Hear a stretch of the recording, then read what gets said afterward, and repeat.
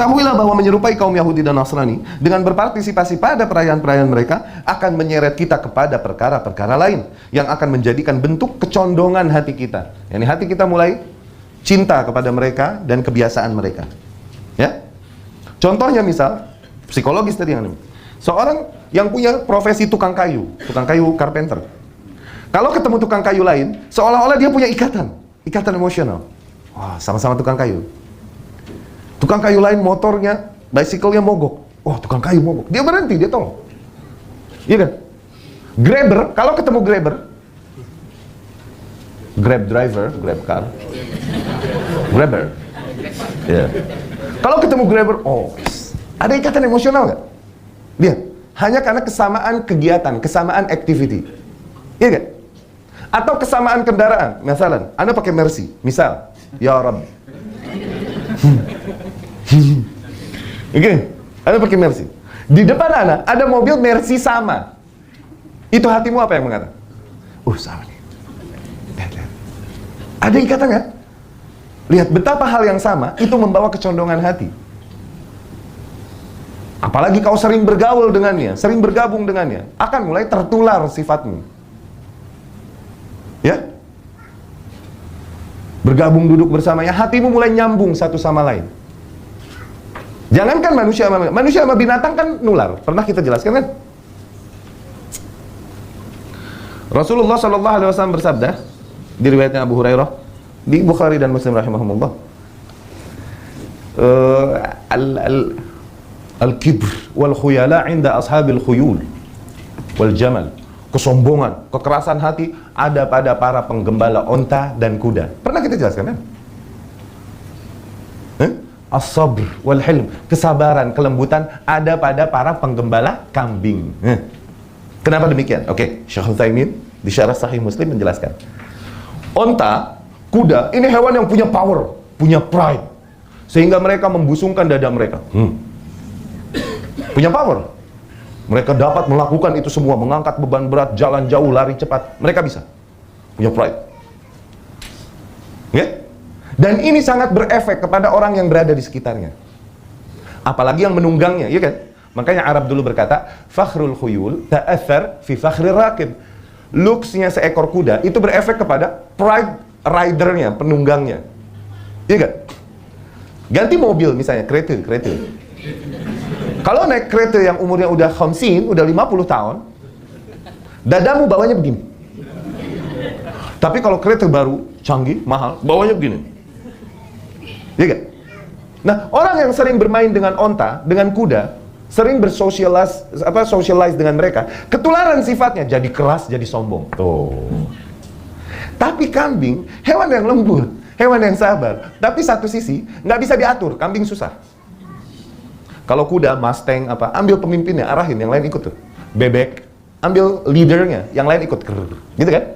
Kambing, masing-masing punya their own brain. Kau tahan yang ini kabur, yang ini lompat. Kau tahan yang ini kesana. Kambing punya masing-masing. Susah dia. Tapi nggak bisa dicambuk kayak onta, kayak kuda. Mereka hewan yang lemah. Sehingga butuh kesabaran lebih untuk arrange them. Maka dari situ Allah latih para nabi sebelum mereka mengasuh umat, mereka mengasuh kambing. Dari situ Rasulullah SAW bersabda, ma ba'atsallahu nabiyyan illa wa ra'al ghanam. Tidaklah Allah mengutus seorang nabi pun kecuali pasti menggembala kambing. Ajib.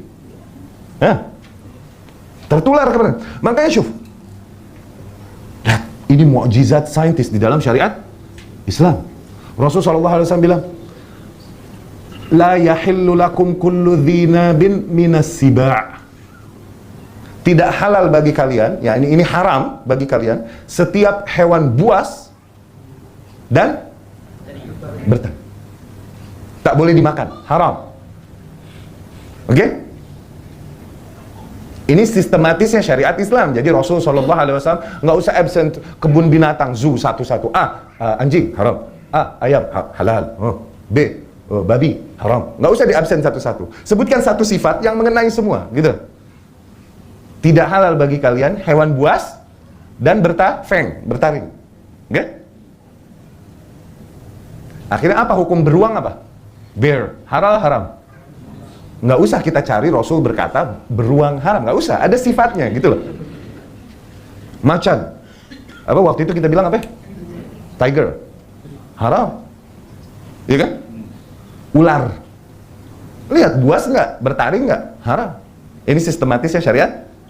Dari sisi psikologis, kenapa diharamkan hewan buas bertaring? Tuh, main socialize sama kuda sama onta, ketularan sifat. Can you imagine kalau kau makannya ular, bagaimana sifatmu? Kalau kau makannya macan, tiger, kau makan, kau sate tiger, bagaimana sifatmu? Hah? Western nih baru sekarang mereka bilang, you are what you eat. Kita udah more than 1400 tahun yang lalu. Iya gak?